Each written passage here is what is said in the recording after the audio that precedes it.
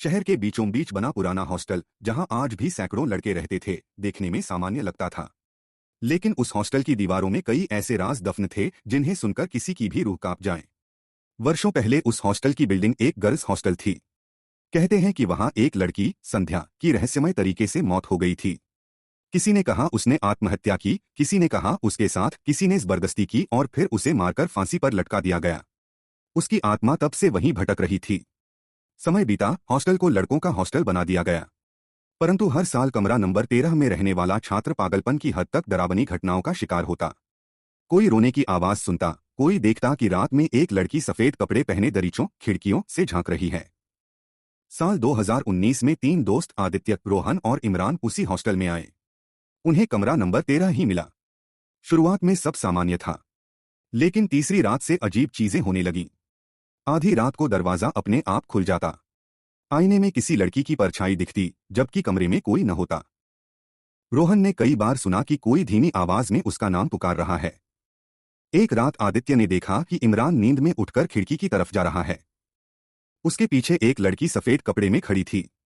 उसके लंबे खुले बाल जमीन तक फैले हुए थे। अचानक वो गायब हो गई और इमरान बेहोश होकर गिर पड़ा।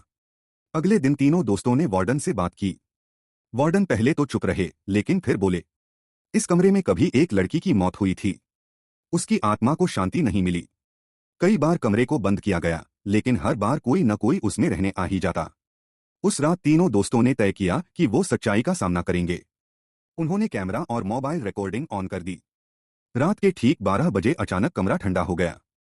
दरवाजा अपने आप बंद हुआ और एक लड़की की चीख गूंजी। कैमरे में साफ दिखा, सफेद साया कमरे के बीचों बीच खड़ा था। उसकी आंखें लाल थीं और मुंह से खून टपक रहा था। उसने फुसफुसाकर कहा, मुझे इंसाफ दो, वरना कोई यहां चैन से नहीं रहेगा। इसके बाद लाइट्स बुझ गईं और तीनों को लगा जैसे कोई उनका गला दबा रहा हो। किसी तरह इमरान ने हनुमान चालीसा पढ़नी शुरू की और वो साया धीरे धीरे धुंध में बदलकर गायब हो गया। अगले दिन तीनों दोस्तों ने शहर की पुरानी अखबार की कटिंग्स निकाली। उसमें लिखा था कि संध्या की मौत हादसा नहीं थी, बल्कि हॉस्टल के एक चौकीदार ने उसके साथ जबरदस्ती की और फिर हत्या कर दी। लेकिन वह मामला दबा दिया गया।